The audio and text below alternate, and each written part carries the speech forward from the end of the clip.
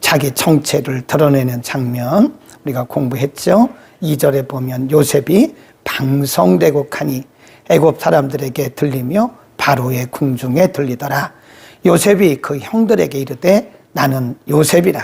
내 아버지께서 아직 살아 계시니까 형들이 그 앞에서 놀라서 능히 대답하지 못했다 그랬고요. 그런데 여기에 요셉이 이제 해석이 나와. 요셉의 해석.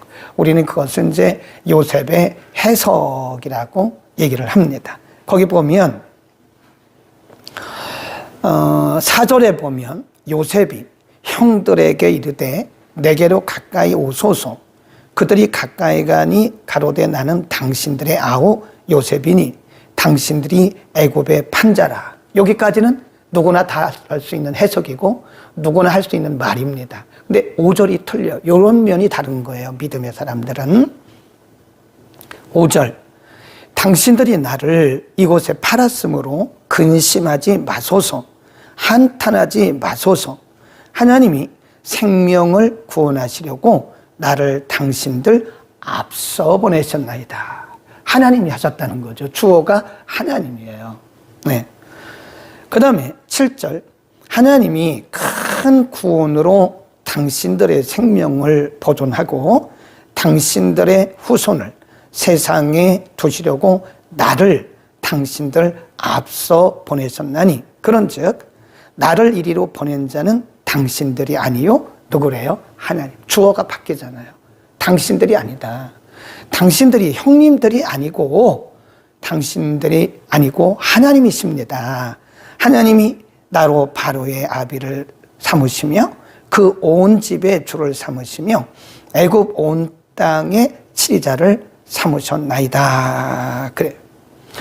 그래서 이제 우리가 이것을 해석이라고 해요. 해석. interpretation. 인생은 해석이고요. 그 신앙도 해석입니다. 해석 잘못하면 큰일 납니다. 인생도 해석이고, 빨간 색깔이 나오는데 좀 이상하죠? 흰색으로 바꾸겠습니다. 네, 흰색으로 바꿨어요. 인생도 해석이고, 그 다음에 신앙도 해석이에요. 해석을 어떻게 하느냐에 따라서 우리 인생이 달라져요. 똑같은 문제를 만나도 이것을 자의적인 해석을 하고 내가 주어가 되면 그때부터 이 문제가 문제로 계속 커져요. 문제가 문제를 낳고 또 문제가 문제를 낳아요. 그러니까 해석을 하는 데 있어서 이 주어가 누구냐 이게 주어. 주어가 누구냐. 그래서 어떻게 이루어지느냐 그런 거죠. 해석을 하는 데 있어서 주어가 내가 되잖아요. 그러면 모든 문제는 나 중심으로 풀어나가는 거예요. 나 중심으로. 주어가 나예요. 아니면 당신이에요. 그럼 이때부터 모든 문제는 이제 나 중심으로 그 사람 중심으로 해석이 되어가면서 막 꼬이기 시작하는 거예요. 해결이 될 것 같은데 해결이 안 됩니다. 꼬이고 문제가 문제를 낳고 문제가 또 문제를 낳는 거죠. 근데 주어가 나가 아니고 하나님이 되시잖아요. 하나님.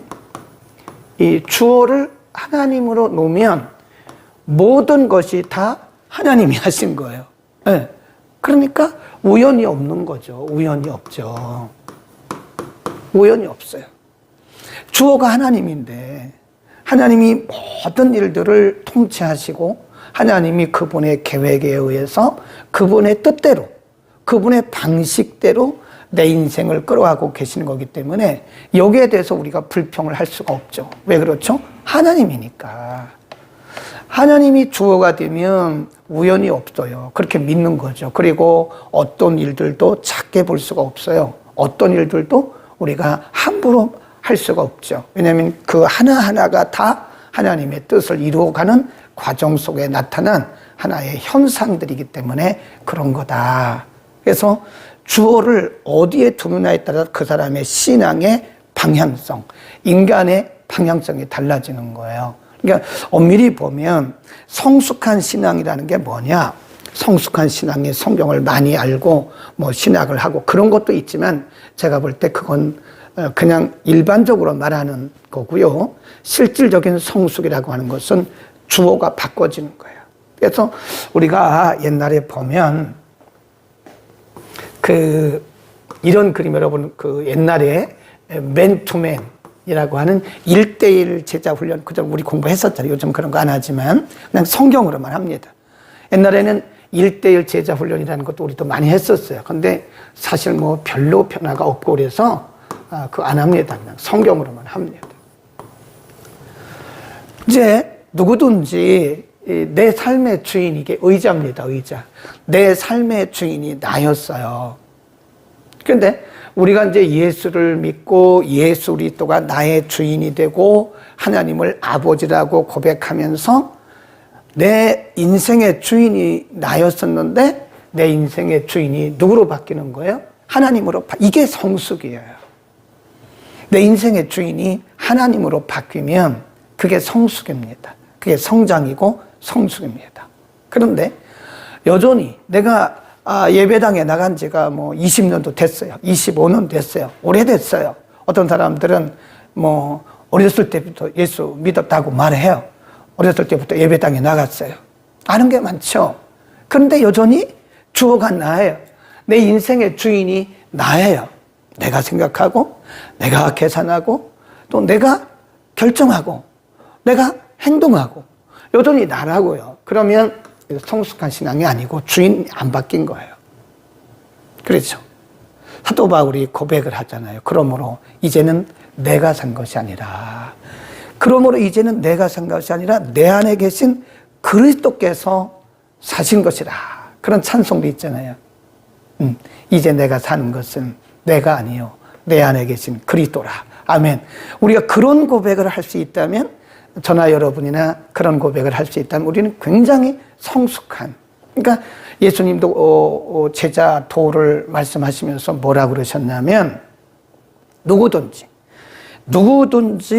나를 따라오려거든. 그 말은 그냥 예수님을 따라가는 걸 말하는 게 아니라 나의 제자가 되려거든. 그 말이에요. 누구든지 나의 제자가 되려거든 먼저 자기를 부인해라. 이 자기 부인이 안 돼요. 참 힘듭니다, 이게요. 자기를 부인하고 자기 십자가를 지고 그 다음에 나를 쫓아라. 동사가 3개가 있어요. 그 첫 번째 동사가 뭐냐면 자기 부인입니다. 자기 부인. 나를 부인하는 거예요. 나를 부인하고 그 다음에 단계가 자기 십자가예요. 자기 십자가. 하나님께서 사람들마다 맡겨주신 십자가가 있어요. 그 십자가는 져야 됩니다. 져야 돼요. 어떤 분은 내 몸에 있는 질병이 십자가일 수 있어요. 그거 지고 가야 돼요. 믿음이 없어 그런 게 아니에요.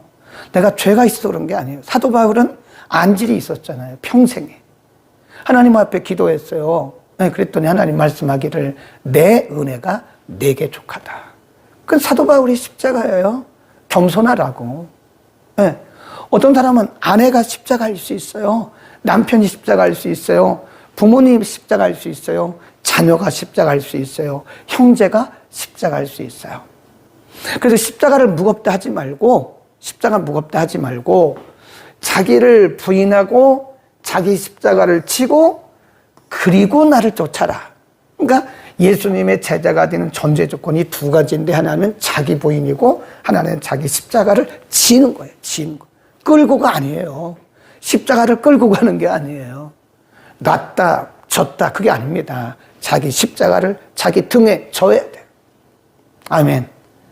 이 십자가가 없는 사람이 없답니다. 없어요. 다 자기 십자가가 있어요. 그 십자가를 은혜로 여기고 이거는 뭐 내가 져야 하는 십자가니까 내가 이 십자가 지고 주님 바라보고 하나님 나를 겸손하게 하시려고 그런 거니까. 어떤 사람이 그렇게 기도했대요. 하나님 참 힘듭니다. 이 십자가를 좀 제거해 주십시오. 바울하고 똑같은 기도 아닙니까? 하나님 말씀하기를 내 은혜가 내게 족하다. 그 십자가가 있기 때문에 네가 지금 나를 따를 수 있는 거다라고 말씀하시는 거죠. 아멘. 네, 그런 얘기입니다. 해석을 잘하라. 해석. 그래서 신앙은 해석입니다. 우리가 성경을 봐도요, 해석 잘못하면 큰일 납니다. 그래서 성경에 보면 사도 바울이 뭐라고, 그리고 베드로 사도도 말씀하기를 성경을 스스로 자의로 해석하지 말라 이거예요. 네. 그래서 우리에게 우리의 선배들이 해석해 놓은 그 복음주의적인 길이 있어요, 길. 이 길을 다 닦아놨다니까요. 이런 부분 이렇게 해석하십시오. 이렇게 해석하십시오라고 해석해놨어요. 우리가 이제 판사들도요, 법 조항을 가지고 판단을, 재판을 하는데, 그거 갖고 하는 게 아니에요. 그것만 갖고 하는 게 아니라, 판례라는 게 있어요. 판례. 다른 판사들은, 자기 선배들은 이런 부분에 있어서 어떻게 판단을 했지, 어떻게 재판을 하고 어떻게 선고를 했지, 형량을 얼마나 했지, 이런 판례라는 게 있어요. 그래서 한번 판례가 정해지면 이거 못 바꿉니다. 그래서 많은 법학가들이 말하기를 대법원 판례에 몇 년, 몇 월, 며칠 대법원 판례에 이런 조항이 있습니다. 그럼 이게 하나의 기준이 되는 거라. 그러니까 우리 성경도 마찬가지예요. 우리 성경도 그래서 사사로이 풀지 말라는 것은 그래서 그런 겁니다. 그래서 신학을 전문적으로 한 목회자가 필요한 것이고요. 그래서 지도자가 필요한 겁니다. 여러분, 예를 들어서 여러분이 어떤 성경을 읽다가 이렇게 해석이 되죠. 그거를 딱 여러분이 내 생각이 맞아 라고 딱 고착시키면 여러분 큰일 납니다. 그래서 이단이 되는 거예요. 이단들은 남의 말을 안 듣습니다. 자기가 기도하다가 그거 깨달았으니까 이게 하나님이 주신 거, 하나님 주신 게 아니라니까요. 하나님이란 말을 제가 많이 하지 말라고 그러죠. 왜 하나님이라고 그래요? 자기 생각이지. 그러니까 많은 분들이 그 착각하고 오해하고 있는 분이 뭐냐면 자기 생각이 그런데 그거를 하나님이 말씀하셨다고 그런 착각을 하는, 그렇게 엉뚱한 길로 가요. 객관성이 있어야 되는 겁니다. 그래서 성경은 이 객관적 해석, 이걸 우리가 뭐라 그러냐면 주석이라 그래요. 목사님들도 그 목양실에 가보면 주석이 여러 가지가 있어요. 책들이 많잖아요. 근데 어떤 분은 말하기를 나는 주석 안 본다고, 나는 성경만 본다고. 매우 위험하고요, 매우 이단이 될 가능성이 큰 분입니다. 저도 설교를 하고 나서는요, 항상 다른 분들의 주석을 봐요. 왜냐면 제가 아무리 오랫동안 설교를 했어도 제가 잘못 성경을 해석할 수 있기 때문에 살핍니다. 다른 분들은 어떻게 설교했지? 주석에는 어떻게 나왔지? 이런 것들을 항상 봐요. 그리고 나서 지울 건 다 지우고 마지막에 이제 그 설교 노트를 가지고 강단에 올라가는 거거든요. 해석 잘해야 됩니다. 성경도 자의적인 해석하지 말고, 여러분이 어떤 그 성령의 감동이 와도 자의적으로 하지 말고 반드시 검증을 받으라. 인생은 해석이고 신앙도 해석이다. 요셉의 하나님 중심의 해석에 대해서 말씀을 드렸습니다. 쭉 내려갑니다. 13절로 갑니다. 당신들은 나의 애굽에서의 영화와 당신들의 본 이 모든 것을 다 내 아버지께 고하고 속히 모시고 내려오소서 하며 자기 아우 베냐민의 목을 안고 우니 베냐민도 요셉의 목을 안고 우니라. 쭉 내려갑니다. 이 얘기가 이제 그 애굽 왕에게 들렸고 애굽 왕이 요셉에게 배려를 해요. 그 뭐라고 배려를 하냐 이렇게 말합니다. 20절 또 너희의 기구를 아끼지 말라. 온 애굽 땅에 좋은 것이 너희 것임이라. 그러면서 요셉을 보고 요셉의 가족들 아비까지 다 모셔오라고 그러고 가장 좋은 곳에 너희 형제들과 너희 가족들을 모셔라. 그렇게 애굽 왕이 허락을 하는 거죠. 46장입니다. 이제 이스라엘이 모든 소유를 이끌고 발행하여 브엘세바에 이르고 그 아비 이삭의 하나님께 거기 줄급시다 감사를 드려요. 그러니까 지금 야곱이 이 가나안을 출발해서 이제 애굽으로 내려가는 거죠. 애굽은 아래니까요. 애굽으로 내려가는데 부엘세바라고 하는 곳에 이르러서 거기서 다시 제사를 드리고 출발을 해요. 오늘날로 말하면 예배를 드리는 거죠. 그러니까 야곱의 인생은 인간적으로 좀 실수한 것도 있고 인간적인 그런 인본주의적인 것도 있죠. 사람인데 어떻게 그 인생을 보면 그가 야곱이 에서를 속이기 야곱이 아버지를 속이고 또 형도 속이고 이런 인간적인 그런 면이 있긴 했었지만 그러나 인간이니까 또 그런 면이 있을 수 있다고 생각하고 그러나 그 속에 하나님 중심적인 매사에 기도하고 하나님의 음성을 듣고 출발하는 그런 모습을 보면 야곱이 역시 하나님의 사람이었다는 것을 우리가 볼 수 있습니다. 우리가 사람을 볼 때도요 너무 완벽하게 보지 말자고. 사람은 완벽할 수가 없고 완벽을 기대해도 안 돼요. 난 당신에게 실망했어요. 실망하는 게 당연합니다. 인간인데 실망할 수밖에 없죠. 그러나 그 속에 있는 예수 그리스도, 그가 모시고 있는 예수 그리스도, 그가 섬기고 있는 하나님을 보면 그분의 실수도 아름답게 보일 겁니다. 아멘. 그래서 우리는 사람을 볼 때 그 사람의 실수와 허물을 보지 말고 그럼에도 불구하고 그 안에 그가 모시고 계시는, 그가 모시고 있는 그 예수님, 섬기는 하나님을 우리가 보면 이런 실수가 보이지 않고 그 안에 있는 예수님이 보이는 거다. 아멘. 그것이 성도가 사람들을 바라보는 눈입니다. 아멘. 얼마나 멋있어요. 1절 이스라엘이 모든 소유를, 야곱입니다. 모든 소유를 이끌고 발행하여 부엘세바에 이르러 그 이삭, 아비 이삭의 하나님께 희생을 드리니 밤에, 거기 읽읍시다. 밤에 하나님이 이상 중에 이스라엘에게 나타나시고 불러 가라사대 야곱아 하시는지라. 야곱이 가로되 내가 여기 있나이다. 하나님이 가라사대 나는 하나님이라. 내 아비 하나님이니 애굽으로 내려가기를 두려워 말라. 내가 거기서 너로 큰 민족을 이루게 하리라. 내가 너와 함께, 거기 줄급시다.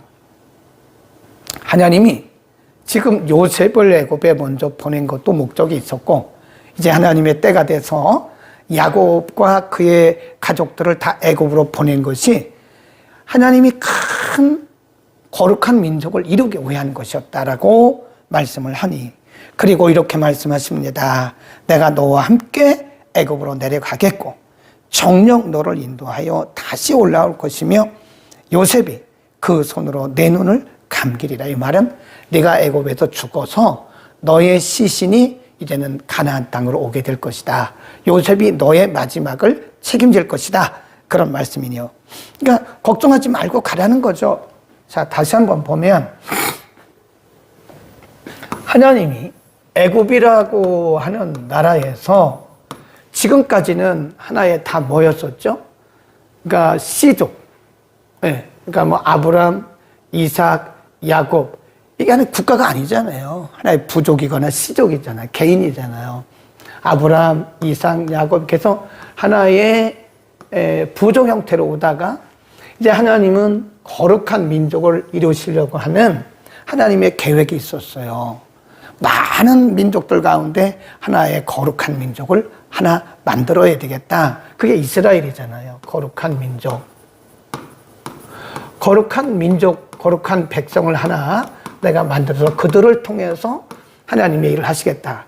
이 일을 이루기 위해서 그동안에 일어났던 일들은 다 하나의 과정들이었어요. 과정.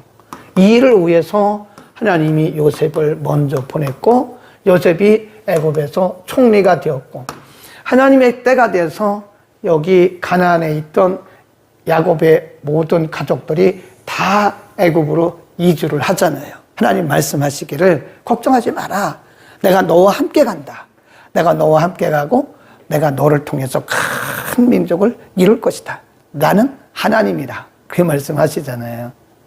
그러니까 하나님의 거룩한 그림이, 하나님의 큰 그림이 있는 거예요. 그리고 우리 인생에도 보면 우리는 모르죠. 우리는 모릅니다.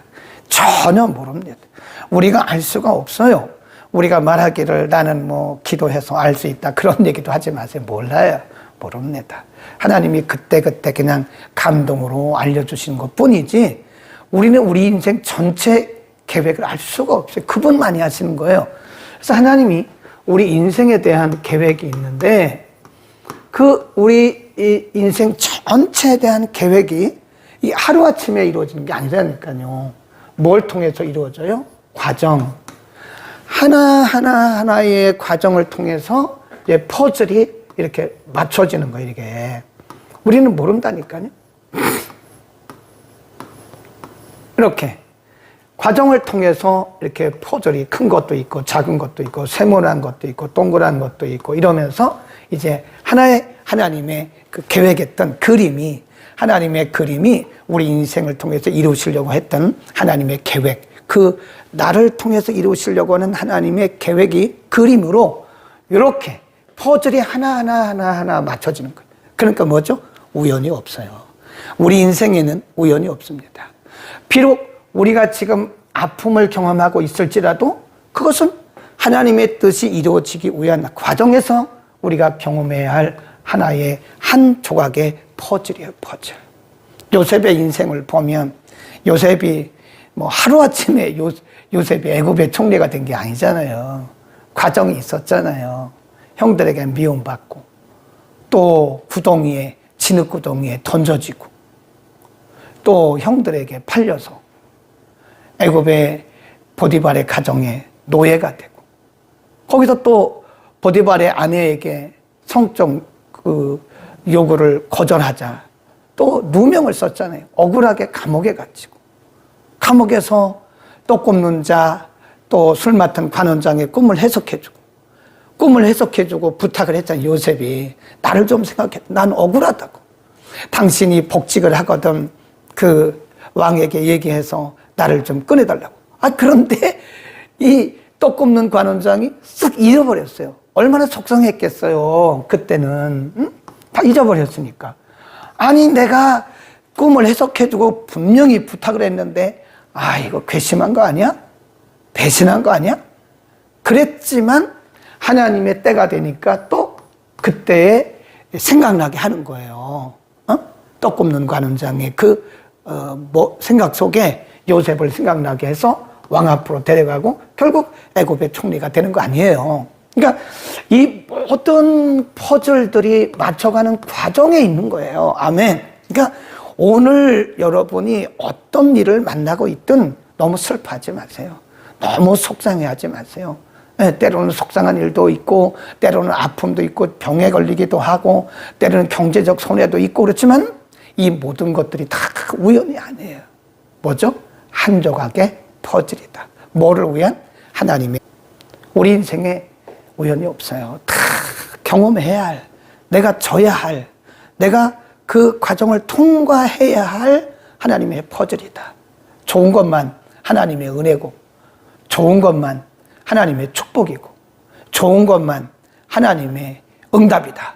그런 생각을 이제 버리지. 그건 반쪽이에요. 반쪽. 그건 반쪽만 알고 있는 거예요.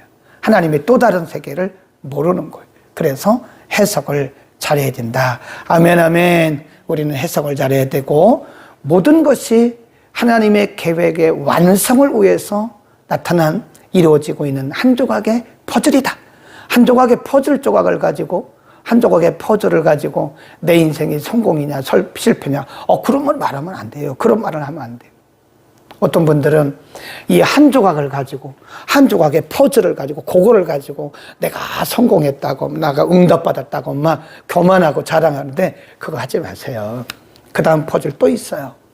어떤 분들은 한 조각의 퍼즐을 가지고 막 내가 실패했다 내 인생이 이렇게 끝나는 거냐 나는 왜 이렇게 불행하냐 그러는데 그것도 하지 마세요. 한 조각의 퍼즐일 뿐이에요. 다른 조각이 또 있어요. 아멘. 우리가 다른 사람들을 평가할 때도요 우리가 평가하지 말자고요. 한 조각의 퍼즐을 가지고 그 사람 나쁜 사람이야 그러지 말자고요. 그 사람의 인생을 위한 한 조각의 퍼즐이 나타나는 것뿐인데 그걸 가지고 그 사람의 인생의 전부를 평가하는 것은 하나님 앞에 큰 죄를 범하고 있는 것이다. 아멘. 글이 쭉 내려갑니다. 8절 애굽으로 내려간 이스라엘 가족의 이름이 이러하니 야곱과 그 아들들 곧 야곱의 맏아들 루벤과 쭉 내려갑니다. 그래서 25절로 가면 이들은 라반이 그 딸 라헬에게 준 비라가 야곱에게 낳은 자손이니 합이 7명이라. 그리고 26절에 보면 야곱과 함께 애굽에 이른 자는 야곱의 자부 외에 66명이니, 그리고 27절에 보면요, 애굽에서 요셉에게 낳은 아들이 2명이니 야곱의 집사람으로 애굽에 이른 자의 도합이 70명이라고 줄거 놓으세요.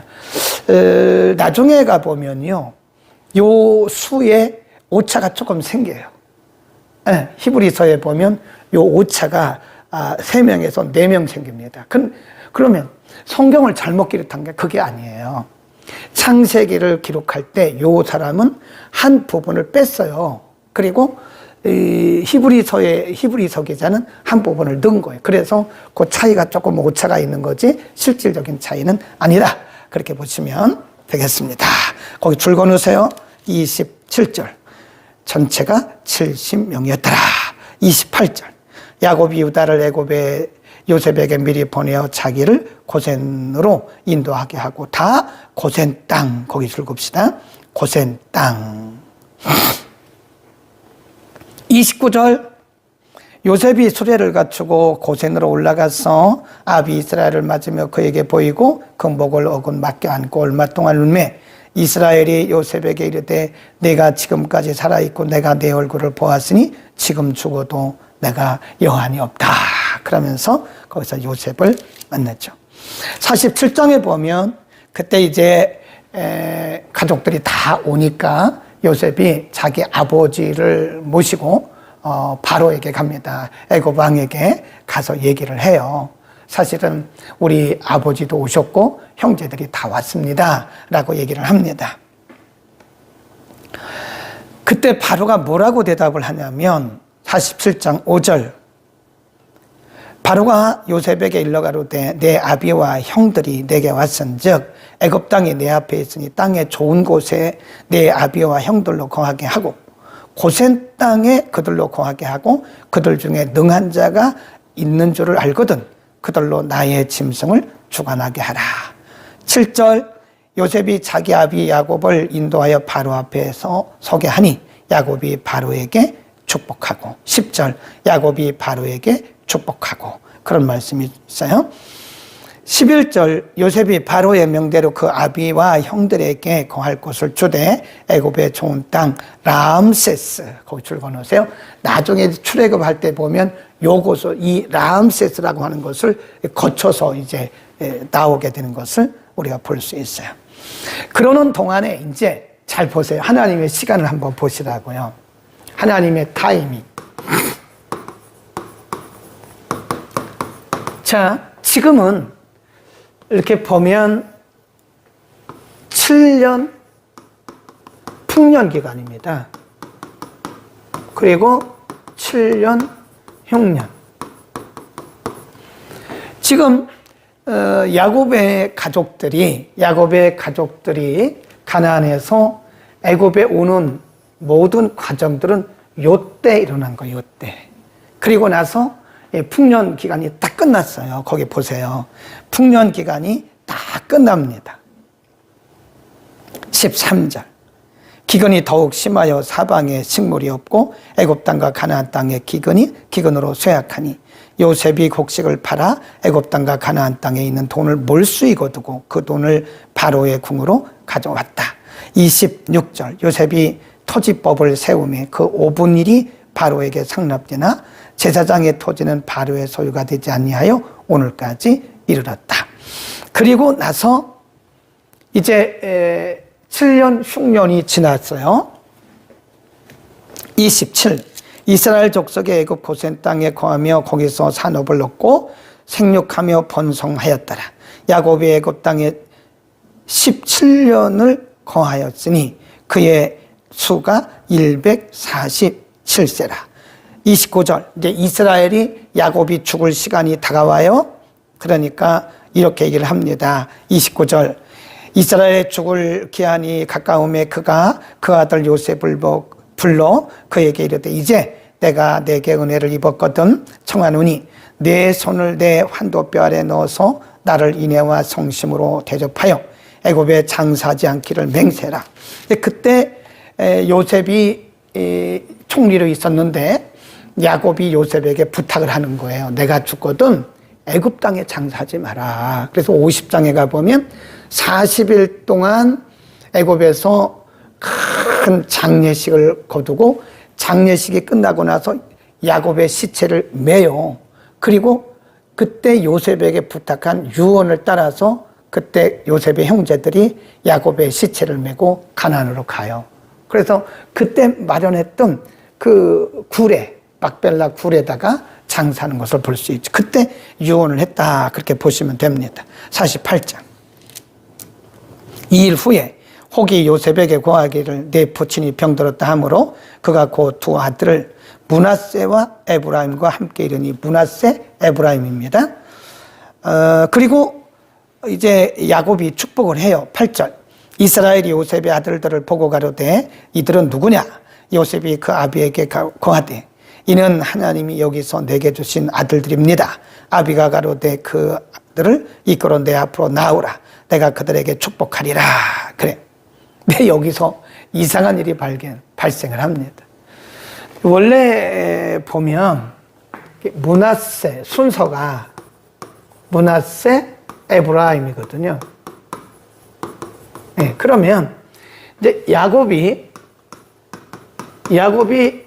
축복을 할 때 이제 둘을 같이 축복을 하잖아요. 그러면 야곱의 오른손이 이리 가고 왼손이 이렇게 와야 된다고요. 근데 한번 보자고요.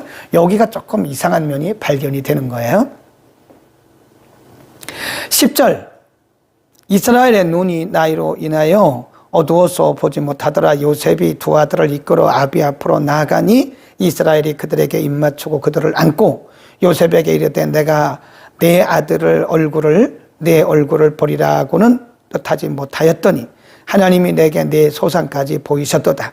요셉이 아비 무릎 사이에서 두 아들을 물리고 땅에 엎드려 절하고 우스로는 에브라임을 이스라엘의 좌수를 향하게 하고 좌수 왼손이죠. 왼손은 므낫세를 야곱의 우측으로 향하게 하고 이끌어 그에게 나아가매. 거기 보세요. 14절 이스라엘이 오른쪽으로 그 둘째죠. 찾아 에브라임의 머리에 얹고 왼손으로 큰아들 므낫세의 머리에 얹었다. 므낫세는 장자라도 팔을 이렇게 어긋맞겼더라. 그런 얘기예요. 그가 요셉을 위하여 축복했습니다. 16절 나를 모든 환난에서 건지신 사자께서 이 아이에게 복을 주시오며 이들로 내 이름과 내 초부 아브라함과 아버지 이삭의 이름으로 칭하게 하시오며 이들로 세상에서 번식되게 하시기를 원하나이다. 요셉이 그 아비가 우수를 에브라임의 머리에 얹은 것을 보고 기뻐 아니하고, 그렇죠, 순서가 틀렸으니까 아버지의 순서로 볼 때는 얘가 맞죠. 여기 큰아들 여기가 맞죠. 근데 지금 야곱이 이쪽으로 오른손을 댔단 말이에요. 그러니까 그거를 지금 요셉이 아버지에게 얘기를 하는 거예요. 17절 요셉이 그 아비가 우수를 에브라임의 머리에 얹은 것을 보고 기뻐 아니하여 아비의 손을 들어 에브라임의 머리에서 므낫세의 머리로 옮기고자 하여 그 아비에게 이르되 아버지요 그렇게 하지 마십시오. 이는 장자니 우수를 그에게 얹으십시오. 그러니까 19절 아비가 허락지 아니하여 가로되 나도 안다. 여기 뭐가 있는 거예요. 하나님의 뜻이 있는 거예요. 그러니까 야곱이 말하기를 나도 알아. 나도 안다. 내 아들아 나도 안다. 그도 한 족속이 되며 그도 크게 되려니와 그 아우가 그보다 큰 자가 되고 그 자손이 여러 민족을 이루리라. 그날에 그들이 축복하여 가로되 이스라엘 족속이 너로 축복하기를 하나님이 너로 에브라임 같고 므낫세 같게 하리라 하여 에브라임을 므낫세보다 앞세웠더라. 그러니까 하나님의 세계는요 인간의 세계가 좀 다른 것 같아요. 그렇죠? 네. 이게 인륜적으로 보면 인간의 계산적으로 말하면 므낫세가 큰아들이니까 므낫세가 아버지의 야곱의 오른손이 가야 된다고. 그런데 에브라임으로 가고 이렇게 갔다는 거죠. 그러니까 야곱이 그러잖아요. 나도 알아. 그런데 사실은 하나님께서 에브라임을 통해서 더 큰 일을 하실 거야 라고 말씀하죠. 그러니까 하나님의 방식과 사람의 방식은 다르다 이렇게 써놓으세요. 하나님의 방식과 사람의 방식은 다르다. 자, 49장으로 갑니다. 자, 이거 한번 나갔다 들어봅시다. 이거 잘못하면 꺼질 수가 있으니까요. 자, 이제 재미있는 부분이 축복을 하는 부분인데요.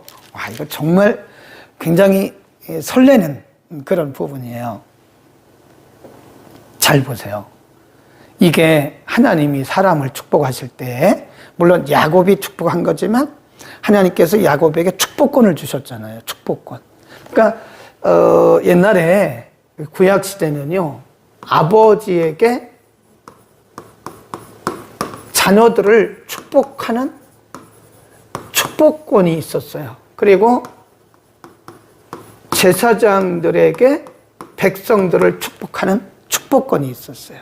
선지자들에게도 있었어요. 네, 축복권이 있었습니다. 그런데 우리가 성경을 보면 그 아비가 자녀들에게 축복을 하잖아요. 그럼 그 축복 그대로 되더라고요. 하나님이 권위를 위임하셨기 때문에 그 권위를 가지고 축복을 하면 그대로 임하더라니까요. 그거 잘 생각을 해야 됩니다. 한번 보세요. 밑에 봅니다. 49장 1절. 야곱이 그 아들들을 불러 이르되 너희는 모이라. 너희의 후일에 당할 일을 내가 너희에게 이르리라. 너희는 모여 들으라. 야곱의 아들들아, 너희 아비 이스라엘에게 들으라. 이제 루벤부터 시작하는 거예요. 루벤아, 너는 내 창자요 나의 능력이요 나의 기력의 시작이라. 위강이 초등하고 권능이 탁월하도다마는, 원래는 그런데 보세요. 4절. 물의 끓음 같았은 적, 이 말은 성욕이요, 성욕. 너의 탐욕이 물의 끓음 같았은 적 너는 탁월치 못하리니 내가 내 아비의 침상에 올라 더럽혔음을 다. 그가 내 침상에 올랐었도다. 그 말은 소모를 그가 성적으로 범했어요. 그러니까 거기서 박탈한 거예요. 축복권이 박탈된 겁니다. 그 다음에 두 번째, 시몬과 레위는 형제요. 그들의 칼은 잔해하는 기계로다. 내오나 그들의 모의에 상관치 말지어다. 내 영광아 그들의 집회에 참여하지 말지어다. 그들이 그 분노로 고출고서. 이게 뭐냐면 어느 때를 지금 배경으로 하냐면요. 여러분 그거 아시죠? 야곱이 그걸 지금 기억하는 거예요. 야곱이 하란에서 쭉 내려와서 여기 이제 가나안이란 말이죠. 여기서 야복강을 건너가지고 이제 하란이라고 하는 곳에, 하란이 아니고 세겜. 이 세겜이라고 하는 곳에 진을 쳤어요. 진. 야곱의 실수죠. 거기다 진을 쳤는데 야곱의 아들들이 거기 함께 있었고, 야곱의 딸 디나라고 하는 사람이 세겜성 사람들을 구경 갔다가 세겜성 남자에게 성적인 폭행을 당해요. 그러니까 그 얘기를 듣고 있던 야곱의 아들들이 가만히 있다가 너무 분노가 끓는 거예요. 아니, 감히 우리 누이를 그랬단 말이야? 그래서 그들에게 거짓말을 합니다. 너희가 내 누이를 욕보였으니 우리는 결혼을 해야 된다. 그러나 너희는 이방인이고 할례가 없는 민족이기 때문에 너희와 할례 없는 민족과는 연혼을 할 수 없다. 그러니 너희 남자들은 다 할례를 행하라. 그게 전략이었어요. 남자들 죽이려고. 그래서 그때 세겜성의 남자들이 다 양피를 베고 고통기간이 한 8일 정도 되거든요. 그때 틈을 타서 야곱의 아들들이 세겜성의 남자들 다 죽였어요. 그때 앞장섰던 사람이 누구냐? 바로 이 사람들이에요. 그 얘기를 지금 하고 있는 거예요, 여러분. 잘 보셔야 돼요. 이런 부분을 잘 보셔. 절대 악한 일에 앞잡이 노릇하지 마세요. 큰일 납니다. 큰일 납니다. 모의도 하지 마세요. 여기 보세요. 6절. 내오나 그들의 모의에 상관하지 말지어다. 내 영광아 그들의 집회에 참여하지 말지어다. 그들이 그 분노대로 사람을 죽이고, 세겜성 남자들을 얘기하는 거예요. 그 분노대로 사람을 죽이고 그 혈기대로 소의 발목 힘줄을 끊었음이로다. 그 노염이 혹독하니 저주를 받을 것이요 분기가 맹렬하니 저주를 받을 것이다. 내가 그들을 야곱 중에서 나누며 이스라엘 중에서 흩을 것이다. 그러잖아요. 그러니까 여러분, 좋은 일에는 우리가 앞장서야 됩니다. 좋은 일에는.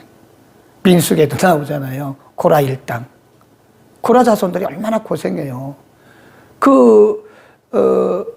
선조가 모세와 아론을 그렇게 반역하고 그러다가 다 250명 고라 일당이 생매장 당하잖아요. 그리고 나서 고라의 후손들도 계속 떠도는 거 여러분 모르십니까? 그러니까 선한 일에는 우리가 뭐 하자고요? 앞장서자고요. 선한 일에는. 언젠가는 그 대가를 치러야 돼요. 무서워요, 여러분. 무섭습니다. 선한 일에 우리가 이렇게 앞장서잖아요. 그러면 하나님이 언젠가는 복을 주세요. 그런데 여기 보면 모의 이런 말이 여러 번 나와요. 네. 악한 일에 모의에 여러분 참석하지 마세요. 누군가가 공동체나 다른 사람을 해야 하는 일에 어떤 모의를 하면 빨리 빠져나오죠. 큰일 납니다. 네, 요거고요. 그 다음에 8절 유다야 너는 내 형제의 찬송이 될지라 내 손이 내 원수의 목을 잡을 것이요 내 아비 아들들이 내 앞에 절하리라. 그러니까 사실은 이 유다는 네 번째 아들인데 보세요. 루벤, 시므온, 레위, 유다잖아요. 그렇죠? 그래서 우리가 외울 때 뭐라고 외우냐면 루시레유 이렇게 외우는 거예요.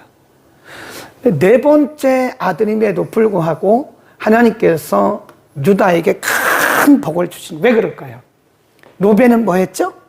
원래 장자인데 서모를 성적으로 범해서 박탈. 시므온과 레위는 뭘 했죠? 세겜성 남자들을 죽이는데 앞장섰어요. 피를 흘리는 일에 앞장. 그렇게 안 해도 되는데 이 사람들이 이 형제들을 다 이렇게 선동해가지고 이 살인극을 벌인 거예요. 그러니까 여기서 박탈. 누구한테 왔어요? 유다한테 오잖아요. 그래서 유다한테 온 겁니다. 네, 잘해야 돼요, 여러분. 하루하루가 잘해야 됩니다. 우리가 하루하루 잘 살면 평생의 복을 받아요. 그런데 우리가 하루 잘하다가 하루 잘못했다가는 이런 일들도 있을 수 있다. 잘해야 돼요. 잘해야 돼요. 좋은 일에만 우리가 앞장서고 좋은 일에만 힘을 합쳐야 된다. 유다는 거기 보세요. 9절. 유다는 사자 새끼로다. 내 아들아 너는 움킨 것을 찢고 올라갔도다. 그의 엎드리고 움크림이 수사자 같고 암사자 같으니 누가 그를 범할 수 있으랴. 10절 줄긋습니다. 홀은 왕의 지팡이를 말하는데 홀이 유다를 떠나지 아니하며 치리자의 지팡이 그 발 사이에서 나에게 메시아를 얘기합니다. 메시아. 거기다 줄 그어놓으세요. 메시아. 그러니까 유다의 가문에서 유다의 후손에서 메시아가 온다. 실제로 예수님은 유다의 후손이에요. 루벤이 아닙니다. 루벤 박탈, 시몬, 레위 박탈, 그리고 유다에게 그것이 온 거라 하는 겁니다. 그 다음에 13절 스불론은 해변에 거하리니 그곳은 뱀에는 해변이라 그 지경이 시돈까지로다. 이사갈은 양의 우리 사이에 꿇어앉은 건장한 나귀로다. 그는 쉴 곳을 보고 좋게 여기며 토지를 보고 아름답게 여기고 어깨를 내려 짐을 메고 앞지 아래에서 섬기랴. 이건 이제 이사갈은 높은 데는 못 가고 그냥 다른 사람을 섬기는 일만 할 것이다. 단은 이스라엘의 한 지파같이 그 백성을 심판하리라. 19절. 군대의 박격을 받으나 도리어 그 뒤를 추격하리. 승리. 20. 아셀에게서 나는 식물은 기름진 것이라. 그가 왕의 진술을 공개하리라. 납달리는 노인 암사슴이라. 아름다운 소리를 바라는도다. 그 다음에 22절 보세요.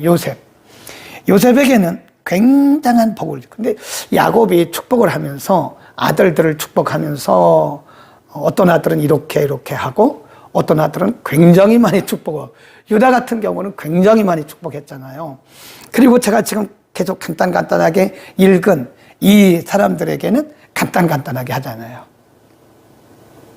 요셉은, 보세요, 요셉. 22절, 요셉은 무성한 가지 곧 샘 곁에 무성한 가지라. 그 가지가 담을 넘는 그런 축복. 우리가 그 CCM에도 있잖아요. 요셉의 축복. 담을 넘는 축복. 담을 넘었도다. 활 쏘는 자가 그를 학대하며 그를 쏘며 그를 곤박하였으나 요셉의 활이 이겼다. 도리어 견강하며 그의 팔이 힘이 있으니 야곱의 전능자의 손을 힘입음이라. 그로부터 이스라엘의 반석인 목자가 나도다. 여기도 메시아가 날 것을. 내 아비의 축복이 26절. 내 아비의 축복이 내 부여주의 축복보다 나아서 영원한 산이 한없음이로다. 이 축복이 요셉의 머리로 돌아오며 그 형제 중 뛰어난 자의 정수리로 돌아갈 것이다. 27. 베냐민은 물어뜯는 일이라. 이거 참 그렇죠. 베냐민 물어뜯는 일이라. 아침에는 빼앗긴 것을 먹고 저녁에는 움킨 것. 그러니까 막 계속 다른 사람과 전쟁해가면서 먹고 산다. 참 이런 말을 왜 했는지 몰라요. 28. 이들은 이스라엘의 12지파라. 이와 같이 그 아비가 그들에게 말하고 그들에게 축복하였을 때 곧 줄급시다. 각 사람의 분량대로 축복하였다. 33. 야곱이 그들에게 명하기를 마치고 그 발을 침상에 거두고 기운이 지나여 그 열조에게로 돌아갔다. 죽었어요. 이제 다 축복하고 나서 이제 요셉이 사망을 하는 장면을 우리가 볼 수 있습니다. 그 다음 50장 마지막입니다. 오늘 마지막이기 때문에 조금 길게 끝까지 하는 거니까 이해를 좀 하시기 바랍니다. 50장 요셉이 아비 얼굴에 굽으려 울며 입맞추고 그 소종 의사에게 명하여 향 재료로 아비의 몸에 넣게 하며 이제 그 애굽에는 무슨 제도가 있으면 미라, 여러분 아시죠? 미라. 그 미라를 만들어요. 50장에 요셉의 아버지 야곱이 사망을 하고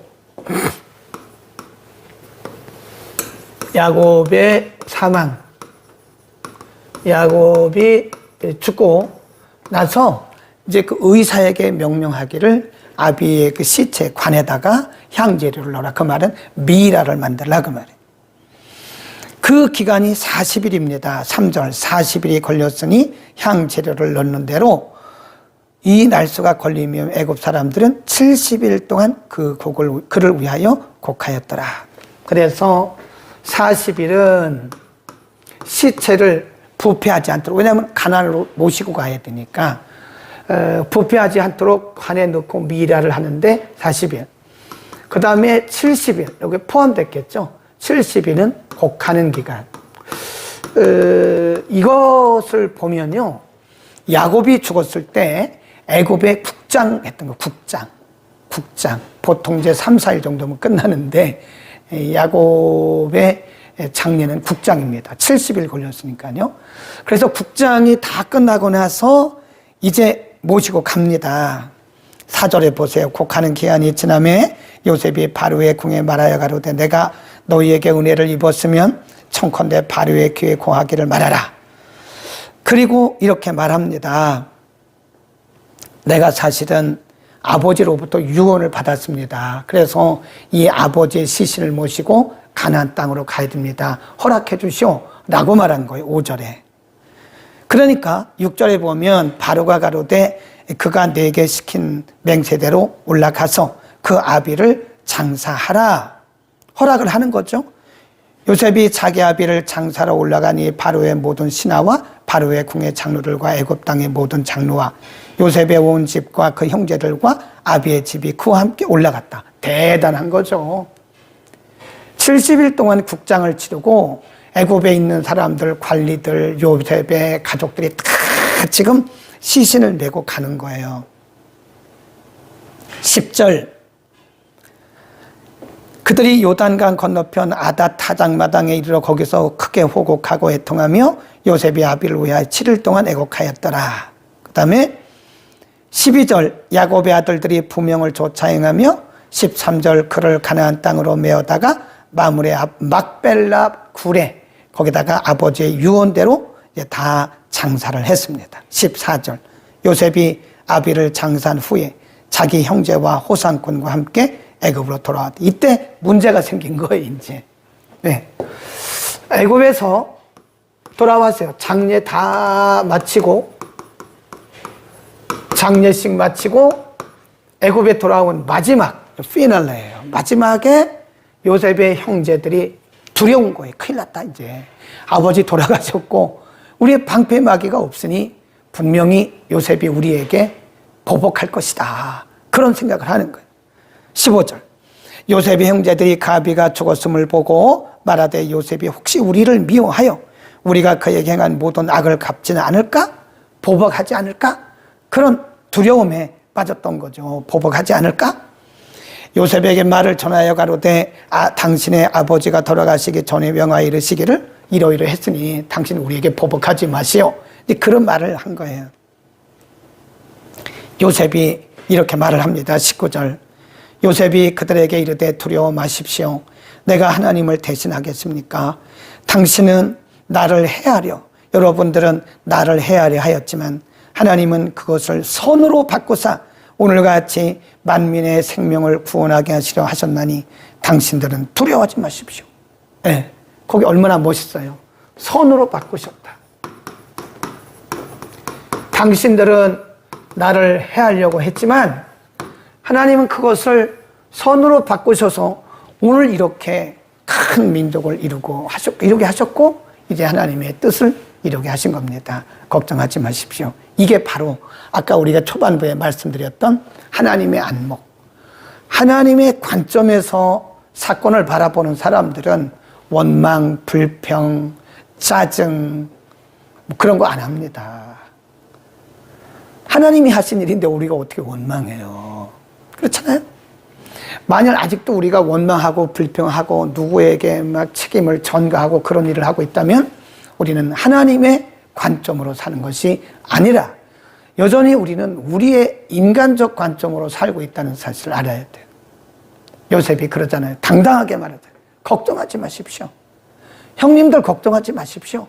이건 하나님이 하신 거라고요. 45장에서 말씀한 것처럼.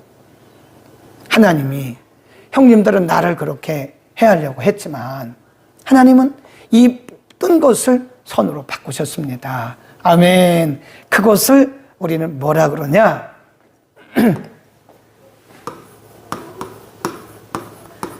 궁극적 승리. 그래서 로마서 8장 28절에 보면 하나님께 부르심을 받은 자들에게 있어서는 모든 것이 뭐한대요? 합력해서 뭘 이룬대요? 선. 똑같잖아요. 당신들은 나를 해하려고 했지만 하나님은 이것을 다 선으로 바꿔주셨다. 로마서 8장 28절에도 모든 것이 합력해서 뭘 이룬대요? 선. 네, 선. 그래서 우리는 궁극적 승리자들이에요. 우리는 이겼어요. 아멘. 아멘. 우리는 이겼습니다. 이미. 우리는 지금은 보기에는 하나의 퍼즐 조각들이 맞춰지고 있는 과정이기 때문에 지금 보기는 실패자인 것 같고 지금 보기는 우리가 아닌 것 같지만 하나님의 퍼즐이 맞춰가는 그 과정이지만 그러나 하나님의 퍼즐은 우리를 위해서 우리의 유익을 위해서 완벽하게 우리에게 승리를 주시는 그 퍼즐이 이루어진다. 아멘 아멘. 그래서 우리는 너무 과정을 보고 낙심하지 말자고 힘내세요. 그건 과정일 뿐이에요. 하나의 지금 퍼즐이 맞춰지고 있는 과정일 뿐이에요. 이 과정을 가지고 우리 인생을 우리가 결론 내리지 말자고요. 우리의 결론은 뭐죠? 궁극적 승리. 여러분 모두 다 아멘 아멘 하세요. 아멘 아멘. 모두 다 아멘 하세요. 우리는 궁극적 승리입니다. 우리는 이겼습니다. 우리는 승리